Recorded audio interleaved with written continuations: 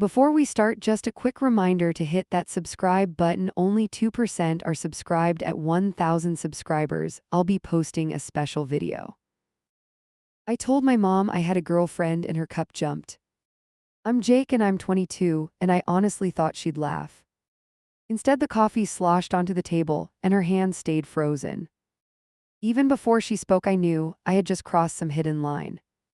She stared at the spreading puddle, then at me like I smelled wrong. Her chair scraped back hard, and the sound hit me worse than yelling. "Say that again, Jake." Her voice came out flat and very controlled. I repeated it slower because I still believed explaining would fix everything. "I have a girlfriend. We have been together for 3 months now." That part came out almost proud, which was stupid considering her eyes were already burning. She finally blinked, and her mouth pulled back like she tasted something rotten. "You disgust me," she said it quietly, first like she was testing the words. I laughed once, this stupid little bark that did not sound human. Sincerely, I thought she was being dramatic, that we were in some weird joke. My chest went tight though, and my hands squeezed the edge of the table. She was not smiling, and that tiny hope died right there between us. "Explain how this is not disgusting." She pushed the words out like a challenge. Her fingers curled on the table, nails pressing so hard I heard them scrape. I started listing normal things, that we go out and watch movies and talk. Halfway through, she cut me off with this sharp breath that shut my mouth. "Are you sleeping with her?" She did not blink while asking that. My mind blanked, and I just stared back like an idiot caught stealing. Silence stretched, and honestly it felt louder than any argument we ever had. Back then I told myself I was protecting her, now I know I was hiding. I said it as private, and I saw her face freeze even harder. "Wrong answer." She pushed her chair back and stood up very slowly. For a second I thought she might cry, which honestly scared me more than yelling. Instead, she walked to the hallway closet and grabbed my old suitcase without looking. "You want to live in sin, then go live on your own." Her voice shook on the word own, and that tremor hit me deeper than the insult. I got up fast and followed her, my heart punching against my ribs like it wanted out. I kept saying, "Mom, wait please," sounding younger with every word that came out. She yanked my closet door open and started ripping clothes from hangers without looking. Shirts landed in the suitcase in messy piles, and socks flew after them like darts. I tried to take a shirt from her hands, but she snapped her wrist away hard. "Do not touch me." She breathed the words more than spoke them, and my stomach dropped. In my head I kept thinking, this is a fight, not a real eviction. I watched her pack my life into that old suitcase, and still told myself she would cool down. Looking back now, I see how deep her rage went, but in that moment I clung to denial. Denial feels safer than panic until the door actually closes on you. She shoved the suitcase at me, the handle slammed into my ribs and knocked the air out. "You are leaving tonight." Her eyes were wet, but she refused to wipe them. "You want to play adult with this girl, then handle adult consequences without my roof." The suitcase felt heavier than it should have, like she packed bricks instead of clothes. I told her she was overreacting, and the word overreacting snapped something in her posture. "Overreacting." She pointed at the suitcase and then at the front door without blinking once. "You bring filth into my house and expect what? Applause and blessings and party favors." Her words sliced more than her volume because every sentence sounded like a verdict, not an argument. I said I love her and that this was not some random fling. "Love." She practically spat the word and wiped her mouth like it tasted dirty. "You do not know love, you only know lust and weakness and peer pressure." That last phrase stung because it made me feel like some spineless kid following a crowd. I stepped between her and the door, not fully blocking it but enough to make her stop. I told her I was not leaving like some dog she could kick outside. My voice finally lifted, and for a second I heard my own anger louder than hers. She did not back down this time, and her eyes narrowed like she was choosing which nerve to hit next. "Choose her or me, that is what it comes down to tonight." She lifted her chin like a judge waiting for a verdict, and my throat went dry. I wanted to shout that this was unfair, that no normal parent demands that choice. Instead, I just stood there counting my breaths, trying not to shake in front of her. "If you walk out now for her, do not ever crawl back to me." She pointed at the door again, her hand steady now like she had finally committed. There was no countdown, no tearful pause, just that open path to outside. I realized then that refusing to move was still a decision, and it might crush me either way. I grabbed the suitcase handle, partly to stop her from tossing it again. The weight pulled my arm down, and my shoulder burned from the sudden strain.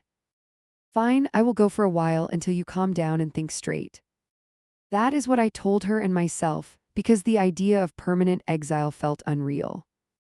She did not answer that, she just opened the door and stepped aside like a guard. The hallway looked ordinary, which somehow made everything worse, like the world refused to match my panic. I walked out with the suitcase dragging behind me, the wheels rattling over every tiny crack. She closed the door without slamming it, and that quiet click hit harder than any shout. Outside, the air felt colder than it should, and my skin prickled under my shirt. I set the suitcase down on the walkway, fingers numb from how hard I gripped it. Part of me expected her to fling the door open again, maybe to apologize or at least soften. The door stayed shut, and the porch light hummed above me like a bad joke. I carried the suitcase to my car, every step heavier than the last one. The trunk popped open with this normal little click, which felt almost insulting right then. I tossed the suitcase in and slammed it shut, more to hear something loud than to secure it. Through the windshield, I could still see the front door, perfectly still like nothing had happened here. I sat in the driver's seat without starting the engine, my hands wrapped around the wheel. My phone buzzed in my pocket over and over, and I knew exactly who it was. I did not pull it out yet because I was not ready for another blow. For a few long seconds, I just breathed and listened to the buzzing, like a countdown to the next hit. Back then, I still believed this was a storm we could ride out, that she would cool off by morning. I thought I would sleep in the car, walk in tomorrow, and joke about her temper. Now I know these were not temporary words thrown in anger, they were lines she carved into both of us. I just did not understand yet how long I would be fending for myself after that door closed. My phone jumped in my pocket before the engine even started. It buzzed so hard it felt angry, like it wanted out. I knew it was her before I even looked, and still I pulled it out. The name on the screen hit harder than anything she had thrown earlier. I unlocked it, and the messages stacked one under another. Each one shorter and rougher, like she was carving instead of writing. You have shamed me. You are not my son. By the time I reached the last line, my fingers were shaking. I wish I could tell you I blocked her right then. That I protected my own head for once and hit mute. Instead, I just stared at the screen until it went dark again. Leaving it open felt like leaving a door cracked for a burglar. Another vibration hit, and I almost dropped the phone. This time I swiped away without reading, way too fast. That move felt childish and also like the only control I had. I pushed the key into the ignition and forced the car to life. The dashboard glow washed over the mess in the passenger seat. Suitcase handle poking up, hoodie thrown on top, nothing else. Every piece of it screamed temporary, like I was a guest in my own life. I gripped the wheel so tight my knuckles burned and still did not move. Where do you even go when your only home locks you out? I thought about sleeping in some random parking lot, pretending it was camping. I pictured myself waking up to a patrol knocking on the window. Humiliating, but less humiliating than calling anyone and asking for help. I knew exactly who I was going to call, though. Her number sat at the top of my recent list like it always did. Just seeing her contact picture calmed my breathing a little. I hated that and I loved that, all in the same breath. I tapped the call button before I could overthink it. The ring dragged and I watched the house door through the windshield. No movement, no light change, nothing that hinted she might reopen. On the fourth ring, my girlfriend's sleepy hello came through the speaker. My voice came out too loud at first and startled us both. I lowered it quickly and told her I was out driving. I said my car was acting weird and I did not want to risk staying far. Half lie, half truth, all cowardice. You okay?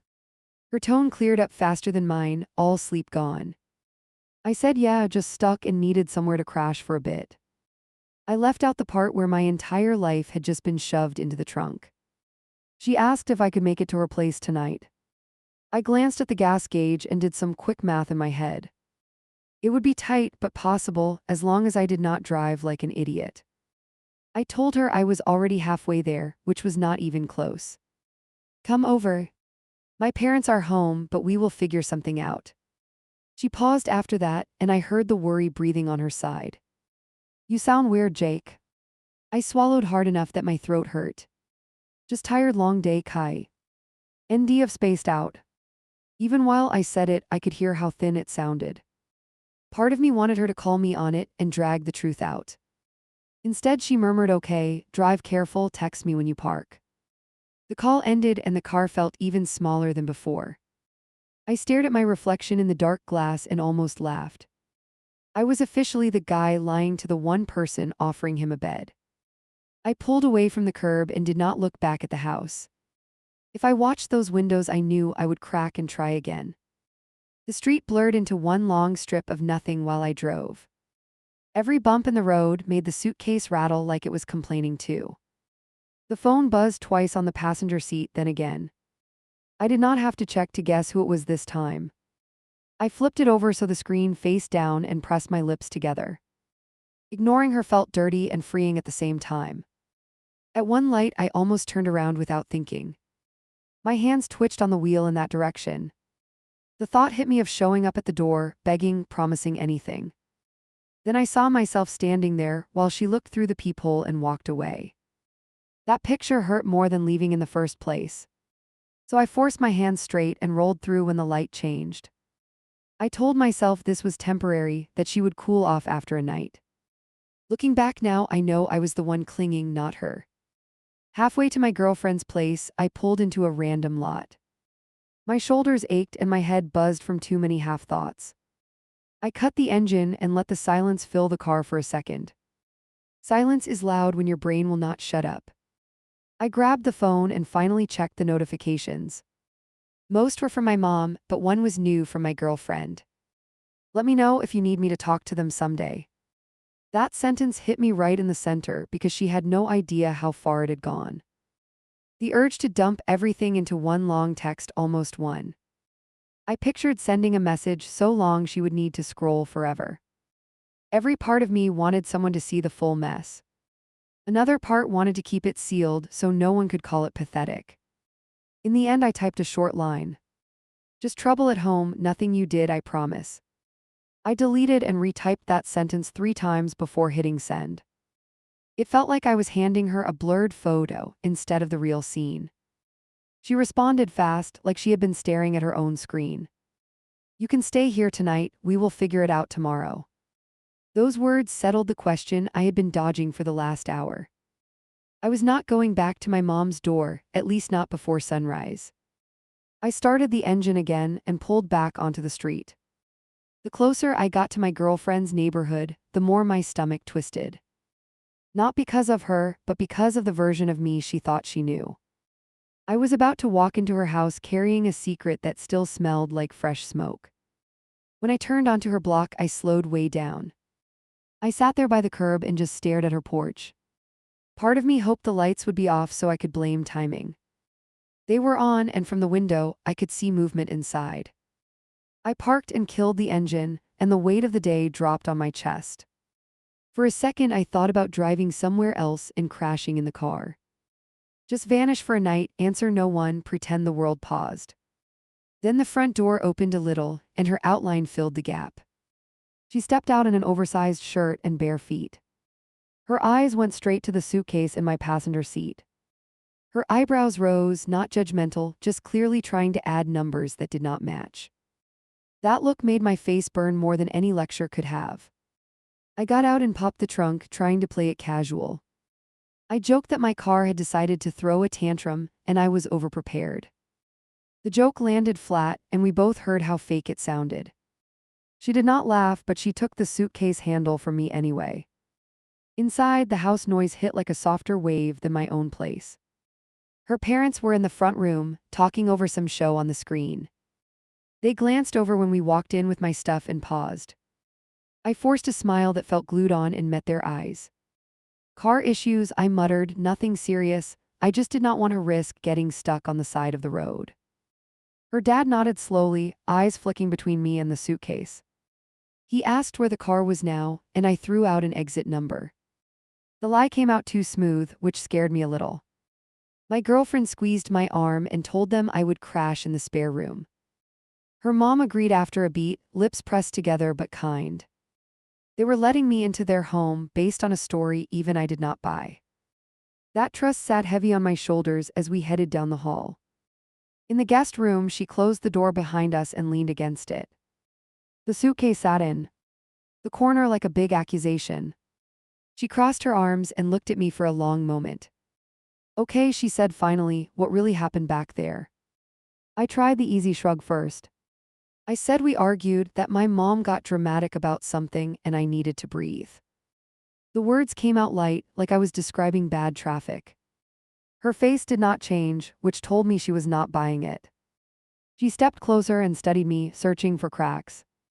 "Your hands are still shaking, Jake, and you keep avoiding any mention of home." Her voice stayed gentle, and that made it harder to hold my line. I could feel the confession pushing against my teeth, begging to escape. I gave her a half-truth because I could not stand there in silence.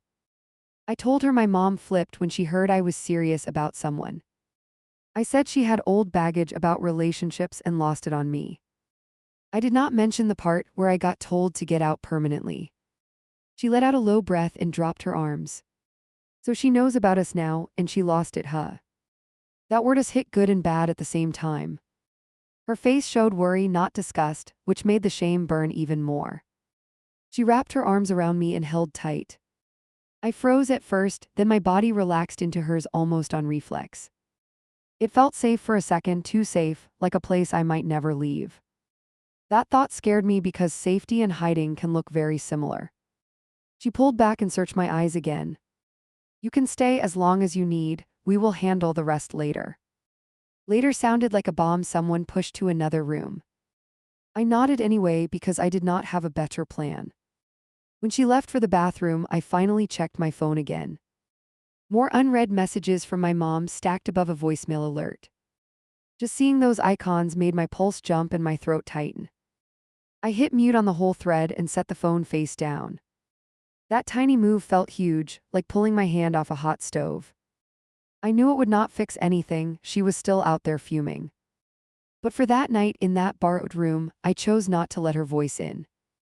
I had no idea that shutting her out for a few hours would make her come find me in person instead. I spotted my mom's car crooked in front of their place. My chest tightened so fast my vision dipped for a second. I had this dumb thought maybe it was a neighbor's identical car. Then I saw the dent in the bumper I had put there backing up. I killed the engine and stayed seated, hands stuck on the wheel. The urge to reverse and disappear hit me so hard I almost obeyed. Leaving would have meant more explanations to my girlfriend later. Staying meant walking straight into whatever storm my mom had brought. The front door cracked before I even reached the steps. My girlfriend stood there, shoulders hunched, eyes locked on me like a warning light. She jerked her head once toward the hallway, then back at my car. She whispered, "Your mom is here with my parents," and the word "here" sounded heavy. I stepped into the hallway and heard the low murmur stop. That sudden silence felt worse than shouting echoing down the walls. My shoes felt too loud on the floor as I moved forward. Every step felt like I was walking toward an accident I had caused. My mom stood near their kitchen table, purse clutched tight in both hands. She did not look at me first, which somehow hit harder than insults. Her focus stayed on my girlfriend's parents like I was a side topic. When her gaze finally shifted to me, her jaw was already set. "So this is where you ran," her voice was calm but sharp at the edges. She looked me over like checking if anything had changed since last night. I opened my mouth, then shut it because every start felt wrong. In that pause, she turned her attention back to the adults behind her. "I appreciate your hospitality, but my son will be leaving with me." She used that formal tone she usually saved for strangers and officials. My girlfriend's dad straightened a little, resting his hands on the chair back. He said as far as he knew, I had asked to stay for a while. My mom gave him a tight smile that never reached her eyes. "You seem kind, but you do not know what you are sheltering." She lifted her chin toward me like I was some exhibit on display. He has chosen behavior that goes against everything I raised him for. My girlfriend stepped up beside me until our shoulders touched. We are dating, she said. We care about each other, that is it. Her voice trembled a little, but she did not look away from my mom. I could feel her hand brush mine, waiting for me to either grab it or move. My mom's stare dropped to that small contact, and something flashed there. She looked at our hands like they were contagious, then back at my face. You did not just inform me, you flaunted this in my kitchen. You stood there grinning while telling me you share a bed with this girl. Those words hit my girlfriend's parents hard, I could see. In her mom's eyebrows jumped, and I caught the quick glance between them. Heat crawled up my neck because technically my mom was guessing. Still, the way she framed it made me feel like a criminal in that room. That is not what I said, my voice came out rough, not confident. I told you I was in a relationship, that we were serious. I heard the word serious leave my mouth and watched it land everywhere. On my mom like a slap, on my girlfriend like a promise. My mom stepped closer, heels tapping sharp against the floor. Serious is how this starts, then comes ruined futures and you know nothing. Her hands tightened on the purse strap until her knuckles looked bloodless. You have no idea what this path costs, you just like how it feels. My girlfriend's mom spoke up then, carefully, like stepping through glass. Young people date, she said, it is normal, we set house rules, we supervise. She glanced at us, then back at my mom, trying to keep things stable. Throwing him out does not sound like protection, it sounds like punishment. My mom's attention snapped to her, and I recognized that cold look. You can run your home however you want, but he is my child. She jabbed a finger toward the floor like she was calling dibs. I will not let him repeat what happened to me, not under my name. That sentence cut through every other sound in the room. For a second nobody responded, even the background show noise seemed distant. I knew there was something loaded in that line, but not what. Later I would replay that moment and realize it was her first crack. Right then, I latched onto the only piece I could fight. You threw me out, remember, you made it clear I was not your responsibility. My voice climbed at the last words, sharper than I planned. If I am some awful sinner, why bother chasing me here? Her eyes glistened but nothing spilled, and that restraint made her scarier. Because you are still mine, no matter how much you drag yourself through dirt. She looked around their kitchen like the walls were offending her. I will not stand by while you tie yourself to temptation under someone else's roof. My girlfriend moved a little in front of me, almost without thinking. He is not being dragged, she said. He chose me, I chose him. There was no bravado in her tone, just this steady assurance that shook me. You do not have to approve, but you do not get to destroy him over it. My mom focused on her like she had finally located the main target. You are just a phase, she said softly, one he will regret. This will break him and you will move on and I will pick up pieces. Her words slid under my skin and sat there, ugly but oddly sincere. A part of me flared up at that, anger mixing with an awful kind of pity. I understood in a flash that she really believed she was saving me. That did not make it okay, but it complicated everything inside my head. It is easier to fight a villain than someone convinced they are rescuing you. I stepped around my girlfriend so I could face my mom straight on. If you want to talk about me, talk to me, not about me. My hands were shaking, and I tucked them into my pockets so she would not see. I asked what exactly she thought I was repeating, because no one had told me that part. Her lips pressed together so hard they turned nearly white at the edges. For a second I thought she would dodge the question like always. Instead she exhaled, shaky, and looked past me toward an empty spot by the door. When I was your age, I got pregnant and lost everything in 1 year. The room shrank the second that truth landed. My girlfriend's parents both went very still, like a photo frozen mid-movement. I felt this weird mix of shock and recognition, like a puzzle piece clicked.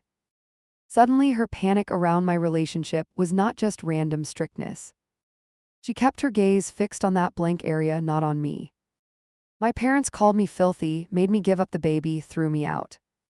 Her words came out clipped, like every sentence cost her money.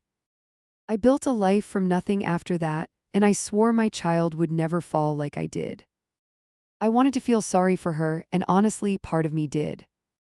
Another part remembered her telling me to get out less than a day ago. You could have told me that, I said, instead of calling me disgusting. You could have trusted me with your past, instead of turning it into a weapon. She flinched at the word weapon, and her shoulders sagged an inch. I do not know how to talk about this, not without reliving it. All I could think when you told me was here we go again. You and some girl and another ruined life, and me watching it happen twice. My girlfriend spoke again, voice low, hands folded together in front of her. I am not your parents, she said. I am not them, and he is not you. We are careful, we respect each other, we actually think about the future. She glanced at me then, and I felt that look all the way down. My mom's eyes filled. This time, and she let one tear slip. I cannot unsee that teenager version of myself when I look at you two.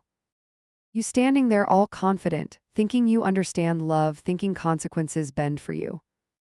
She dragged the back of her hand across her cheek, then tightened again. My girlfriend's dad cleared his throat, trying to pull things back to practical ground. We cannot speak for their future, he said, but we can decide our house rules. He looked at me directly, then at my mom, weighing both sides. Right now, he is welcome under this roof as long as he follows them. My mom gave a small hollow laugh that made my stomach twist. So you will hold him while he walks away from everything I taught. You will replace my guidance with your leniency and call it compassion. She shook her head once, like the decision had just finalized in her mind. I realized then she had not come to negotiate, she had come to draw a line. If you stay here with her, do not look for me when it collapses. Her eyes locked on mine for that sentence, no drift anywhere else. I will not be the safety net for your rebellion, not again. Again. That word hit hard because it slipped through after her story. In her mind, I was not just risking my life, I was dragging hers back. I hated that she made it about herself, and I hated that part of me understood. I asked her what staying with her would look like now. If I got in the car, was I forgiven or just monitored forever? Would she ever see my girlfriend as human or always as a curse? My voice stayed level, but every question felt like walking over nails. She stared for a long moment, and the silence stretched thin. You end this, you cut her off, you come home, and we start over. No secret meetings, no visits, no messages, nothing that keeps the door open. Then maybe with time, we can repair what you broke tonight. My girlfriend sucked in a breath beside me, and I did not look at her. If I looked, I would crumble, and this choice needed a clear head. I replayed her offer quickly, stripped of emotional wrapping, just the terms. It was not a truce, it was surrender with conditions and surveillance. I shook my head once slow, because it felt like something huge snapping. I am not ending this just to make you feel safer. I told her I loved my girlfriend and I meant it, and I was done pretending otherwise. If that meant losing home, then maybe home was not what I thought. Her face closed off in seconds, all softness gone like it never existed. So that is your answer, she asked, voice flat, eyes unreadable. Behind her, my girlfriend's parents watched, not stepping in anymore. This was no longer about them offering a couch, it was about bloodlines breaking. Yeah, I said, my throat tight, but the word came out clear enough. I am not going with you under those rules, not like that. I will not erase her just to keep your version of me alive. Once I said it, there was no pulling it back into my mouth. My mom picked up her purse, smoothing the strap like fixing something small. She walked past me, close enough that I caught a faint hint of her perfume. For a second I thought she might touch my arm, or my shoulder, or anything. Instead, she stopped at the doorway and gave me one last look. When this falls apart, she said quietly, remember who warned you. Do not crawl back then and expect open doors and warm dinners. She turned away before I could answer, which honestly was probably on purpose. The front door closed a moment later, steady, not slammed, which somehow hurt worse. The room stayed silent, nobody sure what to do first. My heart hammered against my ribs, and my legs felt unsteady beneath me. Part of me wanted to chase her out to the driveway and beg her to reconsider. Another part stayed rooted, because chasing her would have meant taking it all back. My knees almost buckled once the door clicked behind her. No one spoke, but I could feel 3 sets of eyes on me. My tongue stuck to the roof of my mouth, and I swallowed nothing. I remember thinking, this is it. This is the part you cannot undo. My girlfriend moved first, a light touch on my arm. You okay? It was a dumb question, and also the only one that fit. I nodded way too fast, which told everyone the actual answer. Her dad pulled out a chair with a short scrape. Sit for a second, he said, we need to talk through this. He folded his hands and looked at me like I was a witness. Not a threat, not a hero, just someone responsible for his mess. You understand what you just chose? His voice stayed even, not warm. You turned down going back home. He let that hang between us like a sentence waiting for a signature. I stared at a small chip on the table and felt my pulse in my fingers. I said I meant it, all of it. I am not dropping her. My throat tightened halfway through, but I forced the rest out anyway. I knew if I walked that back now, I would hate myself later. Honestly, I was Edie scared of that version of me. Her mom leaned on the counter, arms crossed, face thoughtful. You can stay here short term, she said, but we need ground rules. She looked at both of us, not just me, which actually helped. We run this house our way, not your mother's and not yours. No sleepovers in the same room, she added, no surprise there. You help with chores, you keep up with work, you treat this place with respect. She paused, then met my eyes again, as if checking for resistance. If we feel used, this arrangement ends fast, and we will not debate. I nodded because there was nothing in that list I could fight. Honestly, the conditions sounded fair compared to what I had just walked away from. Still, the word arrangement made me feel like some contract worker. Not family, not visitor, just a situation to be managed. My girlfriend's hand slipped into mine under the table edge. We will figure out something longer term, she said, gaze fixed on her parents. He just needs time to land on his feet somewhere safe. The way she said safe made my stomach twist in a way I did not love. Her dad exhaled slowly, then released the back of the chair. You can stay for now, he repeated, but you start planning next steps tomorrow. Last-minute choices become permanent when you ignore them. He pointed lightly toward my phone, like that next step started there. I looked at the locked screen lying near my elbow. Her name still sat at the top of the notifications list like a warning. Just seeing those letters made my chest feel tight again. I flipped the phone over, screen down, as if that actually did anything. Later in the hallway, my girlfriend brushed my shoulder with hers. You sure about this? She asked, voice low so no one else heard. She was not accusing, more checking if I was acting from panic. I swallowed and told her I was sure, even though part of me shook. We stepped into the guest room, door half open out of habit. The suitcase stared back at us from the corner, still zipped. That stupid thing felt louder than anything anyone had said. Every time I looked at it, I heard my mom's voice again. My girlfriend sat on the bed and patted the spot beside her. Talk to me, she said, do not give me that everything's fine routine. I sat but kept my back straight, like if I slouched I would fall apart. Words jammed in my throat anyway, and I hated how familiar that felt. I told her the short version, even though there really is no short version. She heard about the choice, the deal, the condition to cut her out. Her jaw tightened at that part, and she stared at the floor. She did not cry, which somehow hurt more than tears would have. So she wants me gone, my girlfriend's voice came out steady. She tapped one heel against the carpet, sharp and fast, giving away her mood. If it were up to her, you never see me again. She looked up, daring me to soften it or spin it.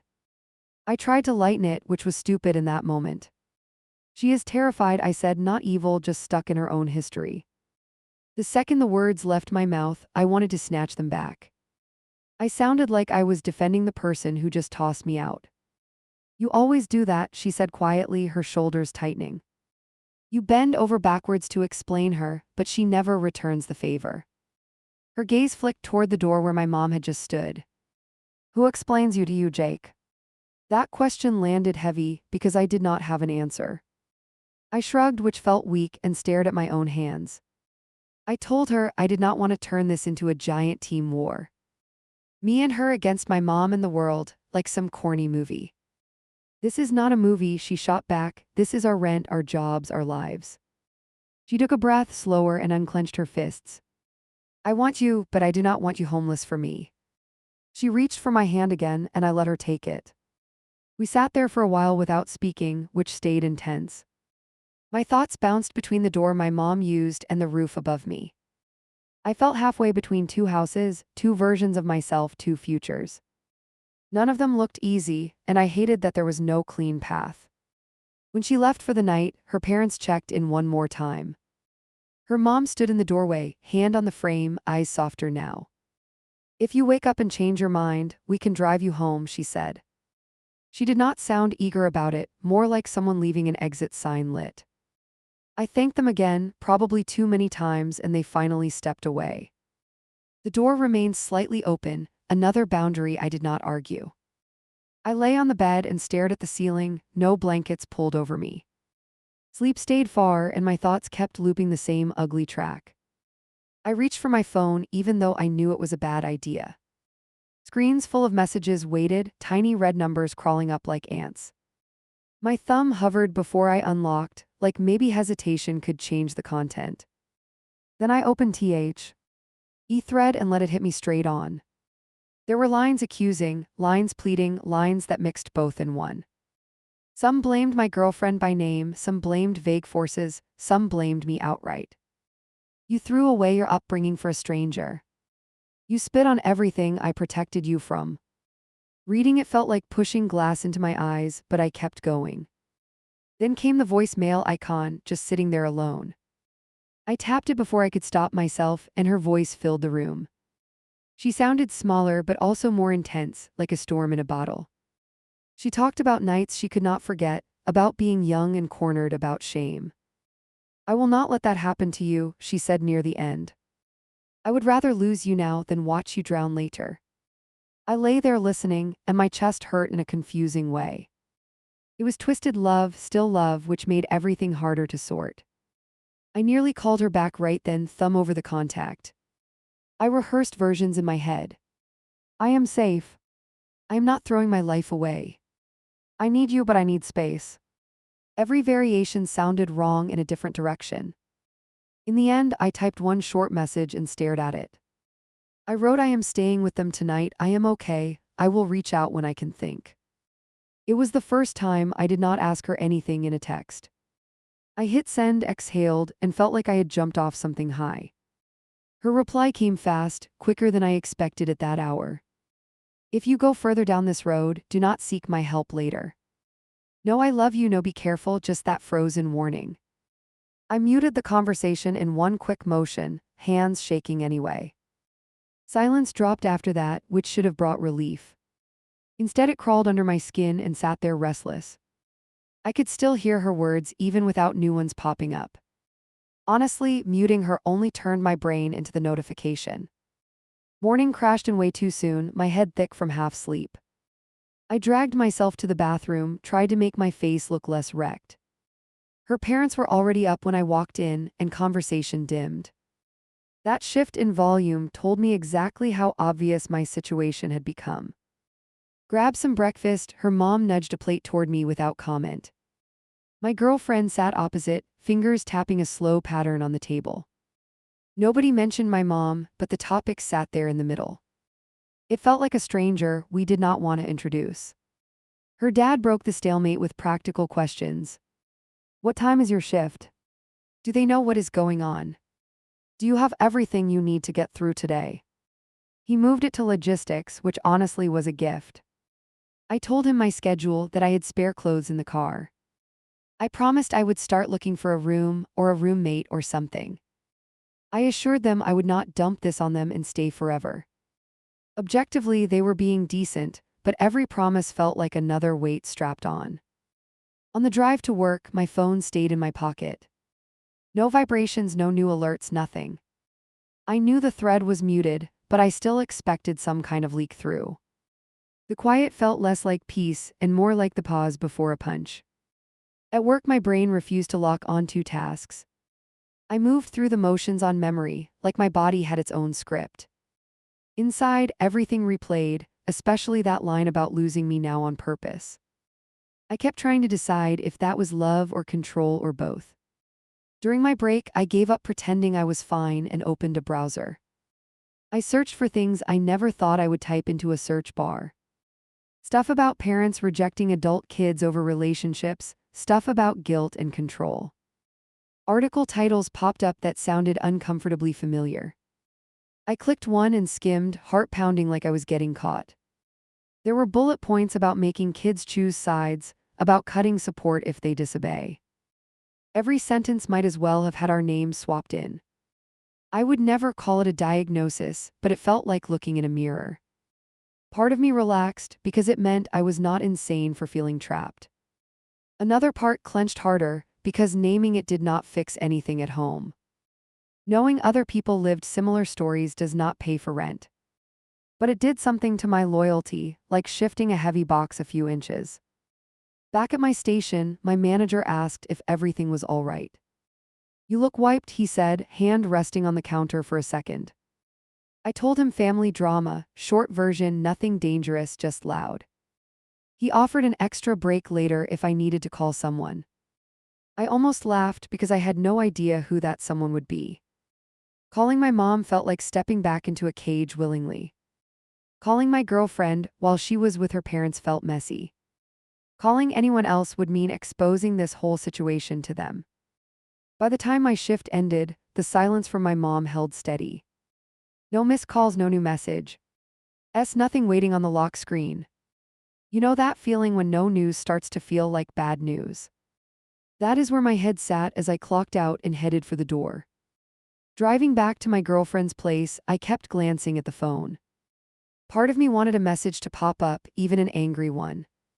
Anger I could handle, I knew its rhythm, I grew up with that. This new quiet felt like she had moved the game to a level I did not know. I parked outside their house again and cut the engine. The guest room, the rules, the carefully polite support, all waited inside. Behind me, in a different neighborhood, my childhood room stayed off limits. I sat there gripping the wheel, realizing I was stuck between two places and fully claimed by neither. I wish I could say I walked in that night sure of my path. Truth is, I hesitated on the sidewalk, phone in my hand, thumb near her name. One call could have thrown me back into the old orbit. Instead, I shoved the phone into my pocket and walked to the door, not knowing that the next step would push this temporary setup into something permanent. The word deadline dropped out of her dad's mouth and hit my stomach. "End of the month," he said, palms folded, eyes steady. "You need your own place by then, this was never meant to be permanent." My heart beat faster, but I just nodded so I did not look like a kid again. My girlfriend sat next to me on the couch, leg bouncing nonstop. We knew this talk was coming, just not today, not with that tone. Her mom watched both of us like she was measuring how much we could handle. "You two are welcome here for dinner, not for an unlimited sleepover experiment." I said I understood, that I appreciated everything, all the usual polite stuff. Even while I spoke, numbers started flying through my head: rent, gas, food. I had never felt more like a spreadsheet pretending to be a person. Her dad slid a printed list across the table, places he had circled earlier. He had marked a few rooms with notes, short and practical. Shared house month to month. Small studio, strict owner. Basement unit, cheap, far. It was weird being handed options like I was a student filling out a form. My girlfriend grabbed the list before I could, scanning fast. "This one is near your job," she tapped one listing in the middle. Her voice sounded way more optimistic than her eyes. She looked at me like if we both pretended hard enough, this could be exciting.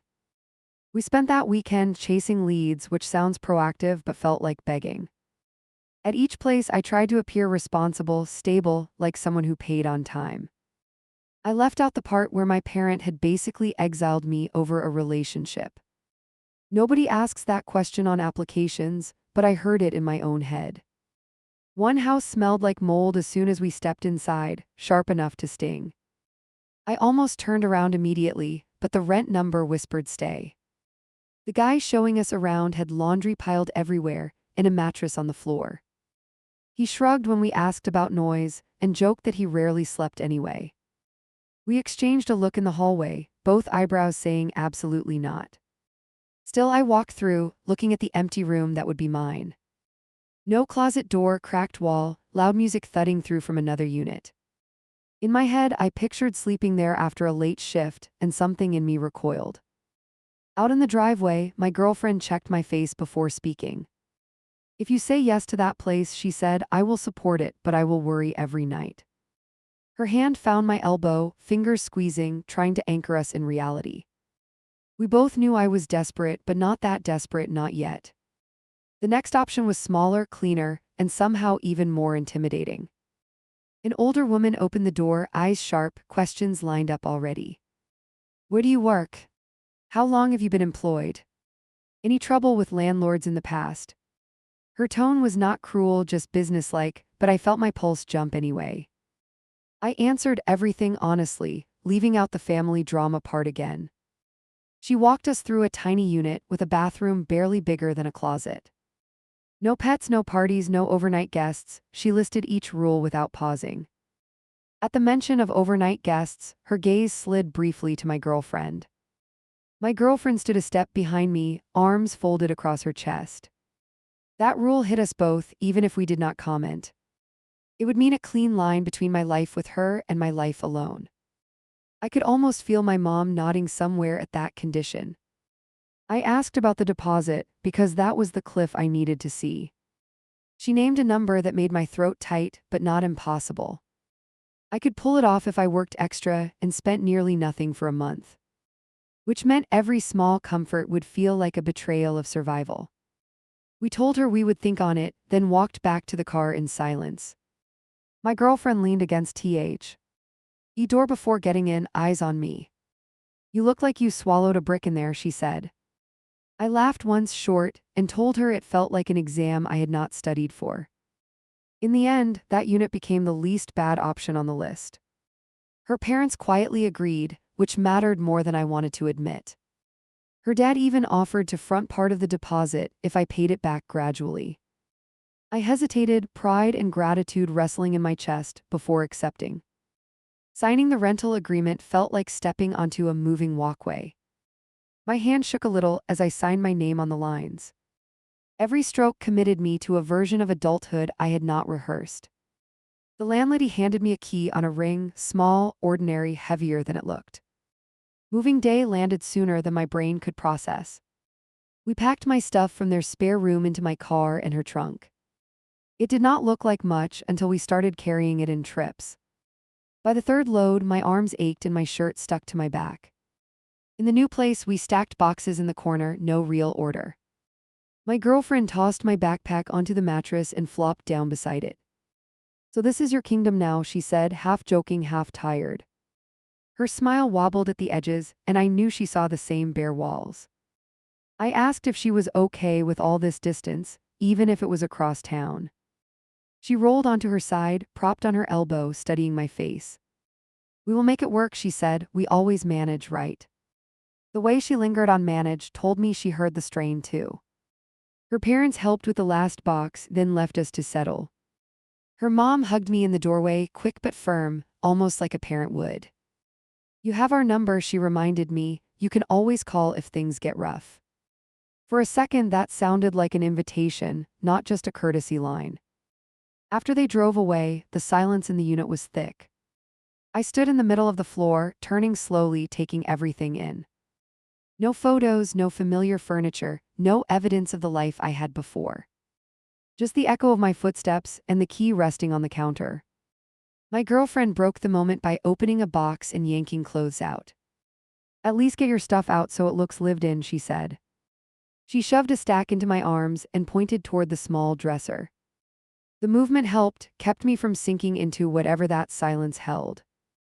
Later that evening, we sat on the mattress, eating cheap takeout from paper containers. She talked about classes, work, and some drama with a friend. I listened, nodded, tossed in comments where I could. But a part of me floated above, watching, uneasy about how shaky everything felt. "You are somewhere else," she finally said, tossing a fork into the bag. She pulled her knees up, hugging them, eyes on my face. "Is it this place? Is it us? Is it your mom? What is it?" That list stabbed deeper because the honest answer was all of it. I told her I felt split down the middle, pulled in 3 directions at once. trying to be a good tenant, a decent partner, some kind of son. It felt like I was failing all three while pretending I had it handled. Saying that out loud made my voice wobble more than I wanted. She scooted closer and rested her forehead on my shoulder. "You do not have to perform here," she said, "not for me. If you are scared, say you are scared. I am not going to vanish." The thing is, I believed her in that moment, and that scared me too. Rent hit for the first time, and my bank account reacted like it had been punched. I stared at the numbers for a long beat, thumb hovering over the screen. After paying, there was enough left for gas, food, and not much else. Every swipe after that felt like scratching away at thin ice. Work became the center of my days, without me really choosing that. I picked up extra shifts whenever anyone dropped one. My feet hurt, my back hurt, my brain hummed with totals and tasks. The exhaustion was brutal, but it was easier than sitting alone with thoughts. My girlfriend tried to keep up with my new schedule, but it wore on her too. Sometimes she would come over after a long day and find me half asleep. We would squeeze in an hour together before I crashed and she drove home. Little by little our time shrank and guilt crept in at the edges. One night she arrived and found me already halfway out the door. I had picked up a late shift after someone called out. "You did not tell me," she said, blocking the doorway with her body. Her eyes flashed, not just hurt, but tired in a way that made my chest twist. I said it was last minute, that I needed the money, that I had planned to text. The excuses lined up fast, faster than I could sort them. She stared for a second, then stepped aside without arguing. "Have a good shift," she said quietly, which stung more than if she had yelled. On the drive to work, I replayed that short scene over and over. This was exactly the thing my mom had warned about. Losing connection under pressure. I hated that her words echoed when things went wrong, like she had rented space in my head. I pushed her voice away and focused on the road, gripping the wheel tighter than necessary. A few days later, something new showed up in my mailbox. Plain envelope, no return address, my name written in familiar handwriting. My chest jumped the second I saw the loops on the letters. I stood there on the walkway, fingers locked on the paper, not ready to open. Inside my place, I set it on the table and stared. I circled it like it might explode, pacing from one side of the room to the other. Part of me wanted to shred it without reading, just to prove a point. Another part leaned in, desperate for any sign she still cared at all. When my girlfriend arrived that evening, she noticed it instantly. She picked it up, flipped it once, then glanced at my face. "You going to open this, or just let it sit there and haunt us?" Her eyebrow lifted just enough to push me toward a decision. I tore the top carefully, like ripping too hard would damage something important. The letter inside was short, pages folded with tight, neat creases.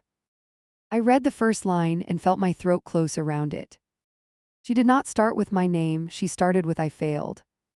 She wrote about fear, about seeing me with my girlfriend, about old memories flooding back. She admitted she had reacted with anger because she did not know how else to respond. She did not use the words sorry or apologize, but it hovered in the spaces. Reading it hurt and weirdly soothed, like pressing on a bruise. Then the tone shifted, and I felt my shoulders tense. She mentioned consequences again, talked about paths, about doors you cannot easily reopen. She said she still believed my relationship would end in pain, but she could not stop loving me. The last line read, "I love you," in a way that may not feel like love to you. I lowered the paper slowly, hands unsteady, breath shallow. My girlfriend waited, watching my expression like it was a weather report. Well, she asked, "Is that a peace offering or another grenade?" I honestly did not know which word fit better. "It is both," I said finally, mind still trying to sort scattered pieces. There was vulnerability in there, and also the same heavy predictions. Like she was reaching out and slapping in the same motion. I did not know what response, if any, that kind of message deserved. "You do not owe her a reply right now," my girlfriend said, palm resting on my knee. Her thumb traced a slow line back and forth, grounding. "You can take time, you can set conditions, you can even say no." The idea of saying no to my own mother still felt unreal. That night after she left, I pulled out a notebook and started writing. I wrote everything I had wanted to say since the coffee first spilled at home. That I loved her, that her words cut, that being thrown out broke something. That I was not repeating her story, I was trying to write my own. The more I wrote, the messier it got, looping back and contradicting itself. I blamed her, then defended her, then blamed myself, then pulled back again. By the end, the pages were filled, and my hand ached from gripping the pen. It did not look like a letter, it looked like a storm captured on paper. I read it over and knew I could not mail that version. It would pull us straight into another explosion, no pause, no room. I folded the pages and slid them into a drawer instead. For once, I chose not to answer immediately, even though silence made me itch. Days slipped by with the usual grind, and the letter sat on my table. Sometimes I would catch myself staring at it before leaving for work. Other times I would forget it for hours, then see it and feel a jolt. It became a kind of test, like a tiny exam I kept failing. My girlfriend asked once more if I had decided. We were lying on my mattress, both of us worn out from long days. I told her I was scared that reaching out would put me back under her thumb. But never reaching out at all felt like letting a door rust shut for good. She shifted closer and rested her head on my shoulder, silent for a while. You get to choose the terms, she said eventually, that is the part you keep forgetting. You can say I will meet you in public, or I will not discuss my relationship. If she cannot respect that, that is on her, not on you. It felt almost illegal to think of boundaries with my mother like that. Growing up, her word had felt final, no negotiation possible. Now I was being told I could set rules, not just follow them. The idea tasted strange and strong, like a new kind of power. Around that time, money started cutting into everything more aggressively. An unexpected bill hit, and my car needed work the same week. I stared at my checking account, doing math that did not add up cleanly. Panic crouched behind my ribs, ready to spring if anything else went wrong.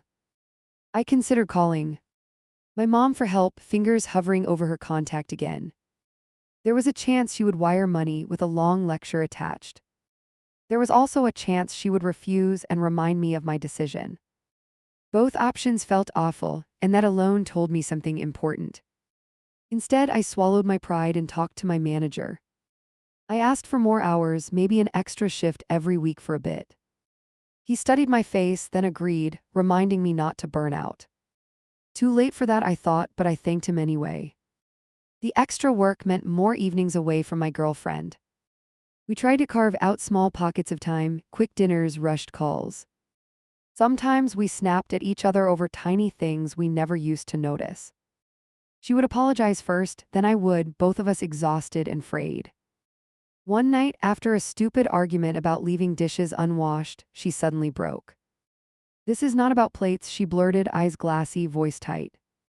I am scared we are turning into another version of what you ran from. That sentence landed hard because it echoed something I had refused to admit to myself. I sat down across from her, elbows on my knees, hands clasped. I told her I was terrified of that too, more than I wanted to admit. I promised her I would not bring that control into our relationship. Then I caught myself and corrected it, I would try my hardest not to. We both laughed a little at that small fix, a tired, shaky laugh. It felt honest though, and honesty was the one thing we still trusted. We made a plan that night, not some big dramatic contract, just basics. Weekly check-ins, no phone silence after fights, no using money as a weapon. It sounds small written down, but living it was work. Every time I wanted to retreat, I had to push myself to speak. Every time she got defensive, she forced herself to stay in the room. We were learning in real time, no manual, no safety rails. Meanwhile, the envelope from my mom remained on the table, a constant echo. Eventually, I folded it neatly and slipped it into the same drawer as my draft. It felt less like burying and more like shelving for later. I was not ready to pick that battle up again, not while everything else wobbled.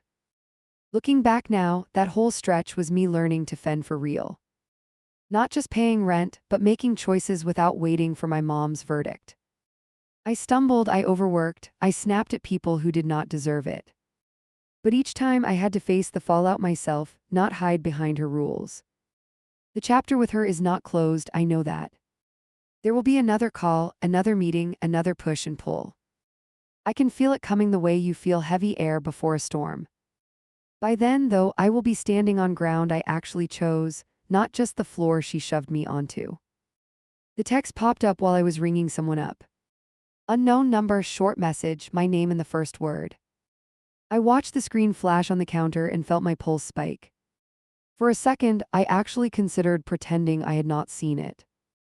I finished the transaction on autopilot, voice weirdly calm. Thank you, have a good night, all that script stuff. As soon as the customer stepped away, I grabbed the phone. The message was 4 words that knocked the air out. I am in town. That was it, no greeting, no questions, no explanation. Another buzz followed a few seconds later while I stared. Can we meet somewhere public, your choice? I swear I heard my heart beat louder than the store music. I leaned against the counter, phone in my palm, throat dry. Part of me wanted to toss it under the register drawer. Another part pictured her outside, alone, waiting for nothing. You ever get that split inside, where both options feel awful? Answering could drag me back into the same old dance. Ignoring her would prove every accusation she had made about me. That I was ungrateful, cold, too attached to my girlfriend to think.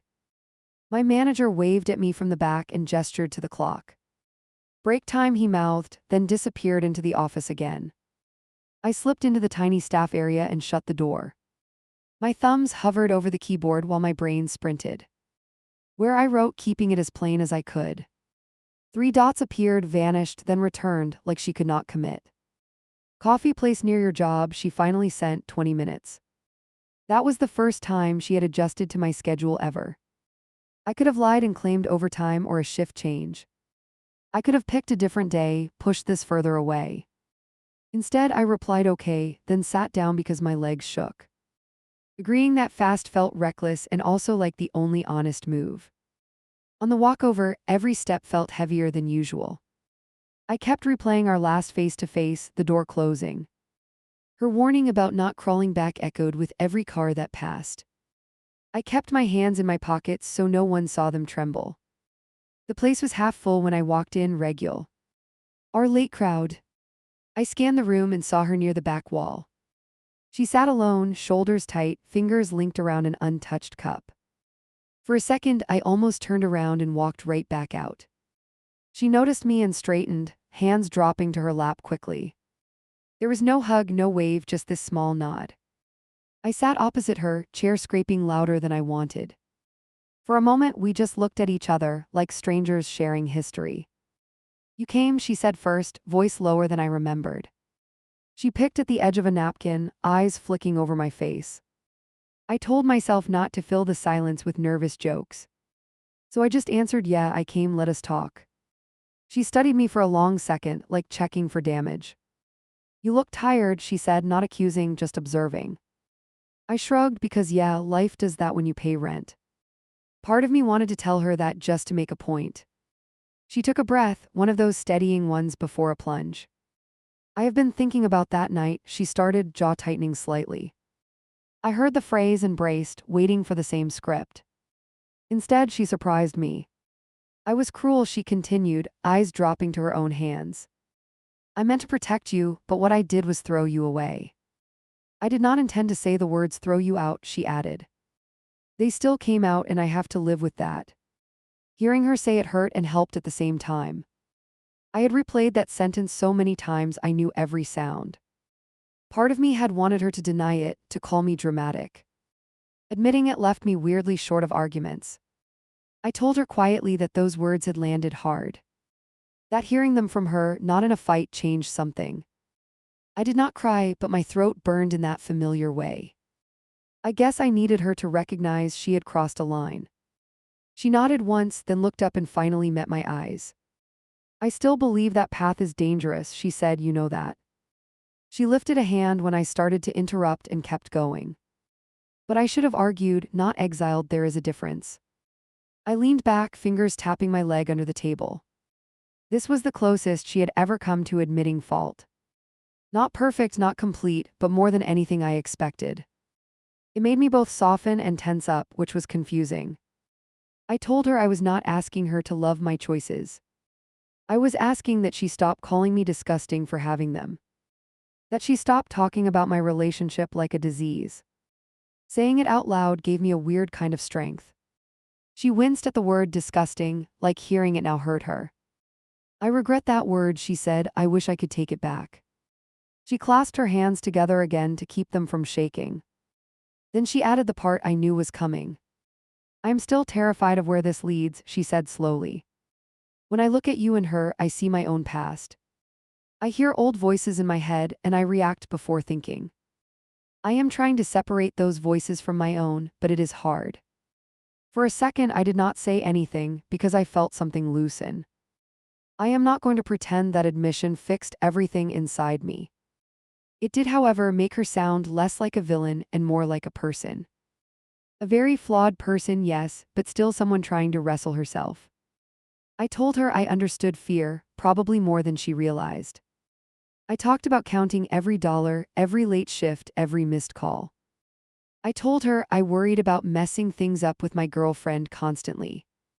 Not because we were immoral, but because relationships are complicated even without parental landmines. She listened without interrupting, which was new.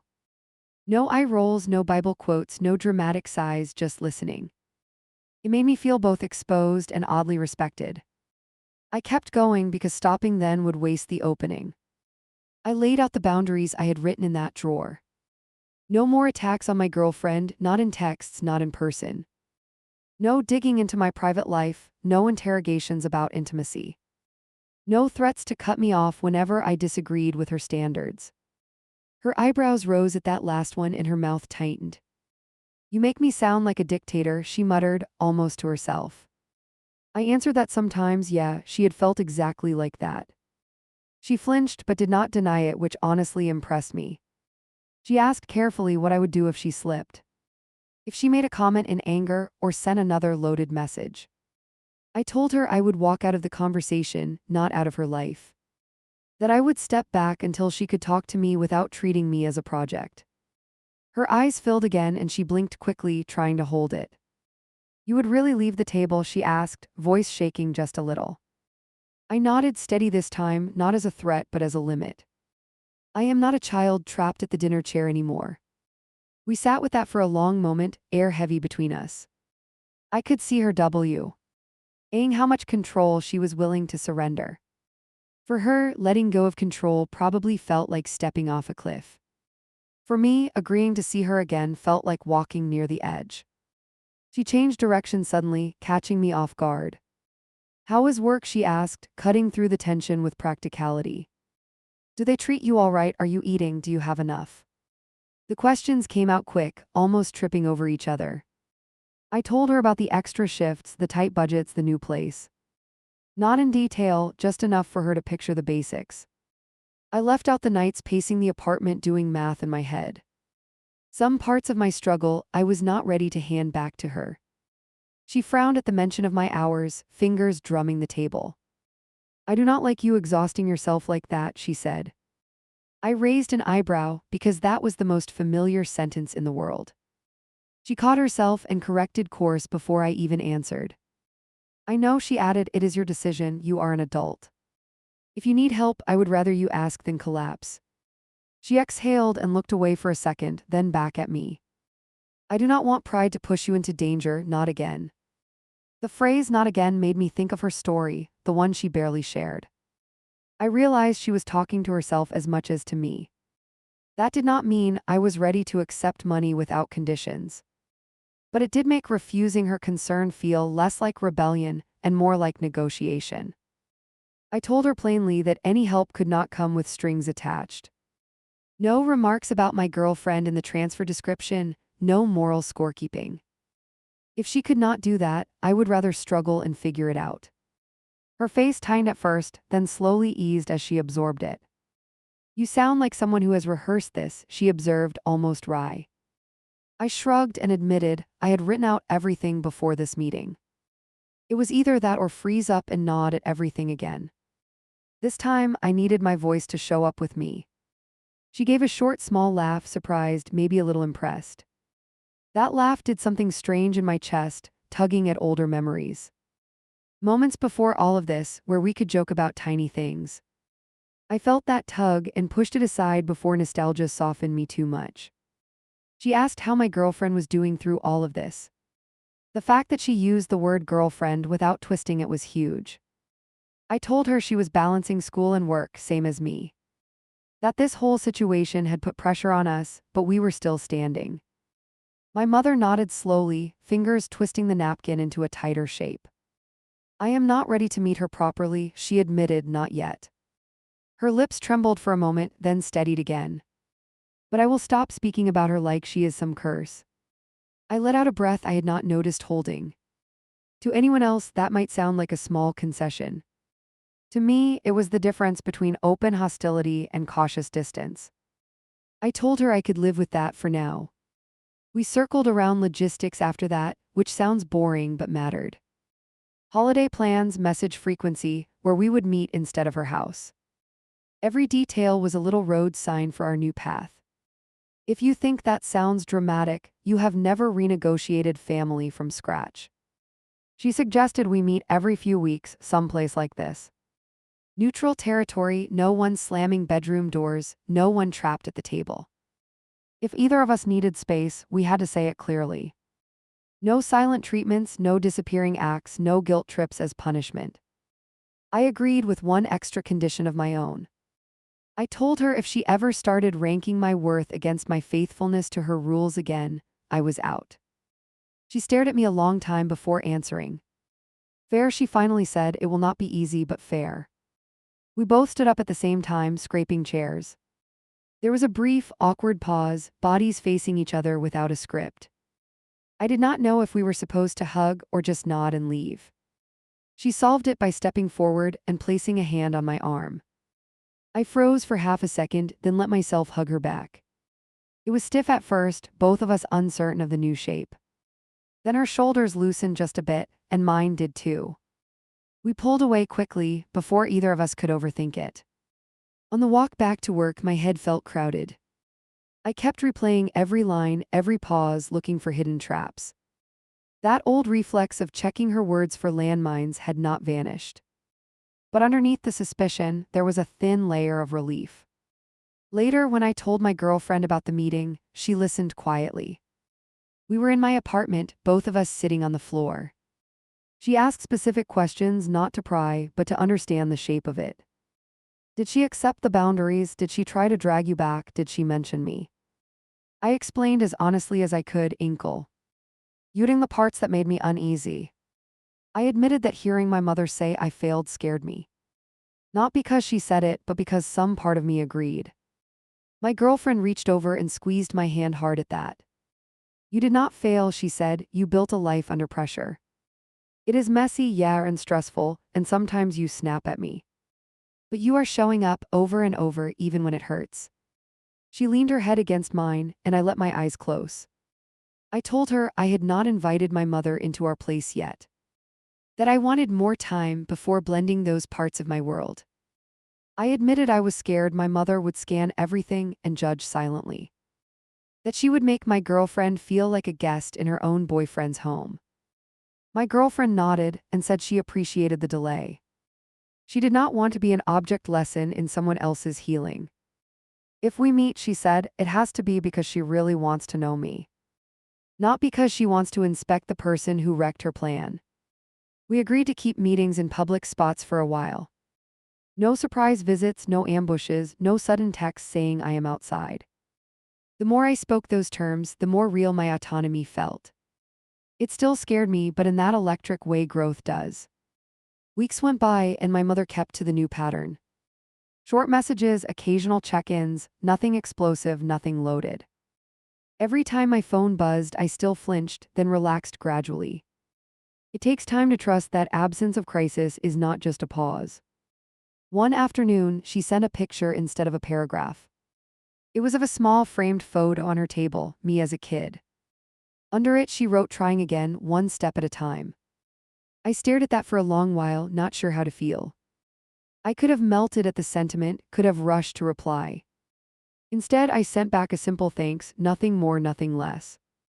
I did not gush, I did not ice her out, I stayed centered. For me, that balance felt like climbing a tightrope without a net. On my side, life did not magically get easy. Bills kept coming, shifts stayed long, arguments with my girlfriend still happened. Sometimes I snapped at her and heard my mother in my tone. Those moments made my stomach drop faster than any text notification. The difference now was what I did after those moments. I caught myself, apologized without tacking on a justification. I told her where the reaction came from, how old habits slipped through. It did not erase the sting, but it stopped the rot from spreading. We still had nights where we were both worn down and distant. Times we sat opposite each other, scrolling, saying almost nothing. In those quiet stretches, I worried we were sliding toward something ugly. Then one of us would crack a joke or reach across and we would crawl back. You might expect some perfect wrap-up here, neat and inspiring.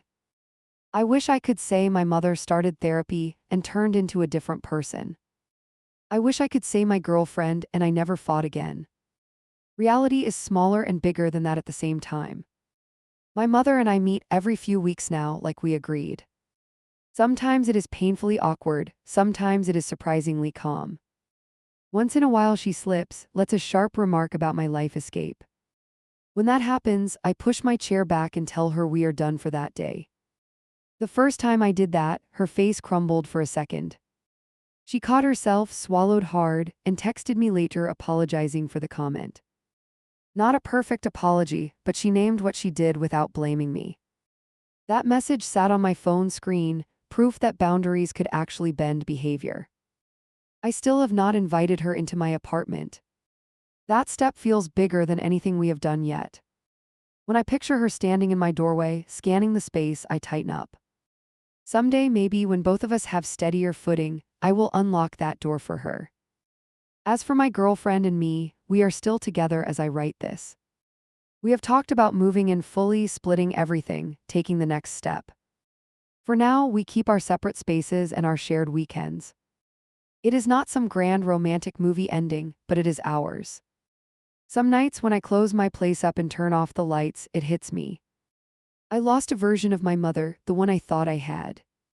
I also lost the kid who needed her approval for every decision. Both griefs sit in the room with me, quiet but present.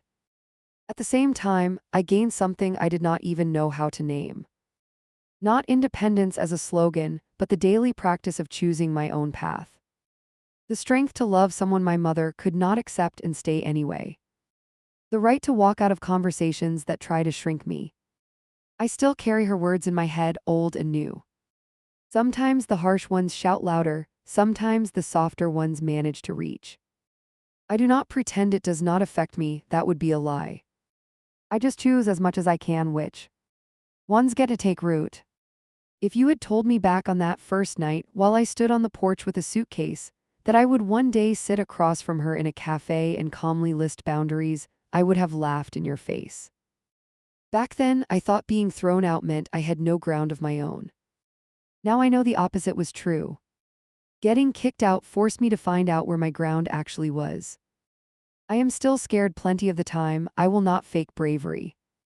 Rent still looms, plans still shift, relationships still wobble when real life hits. But when I hear my mother's old line in my head about me ruining my future, I answer differently now. I tell myself this life is messy, loud, imperfect, and I am the one building it step by step with my own hands.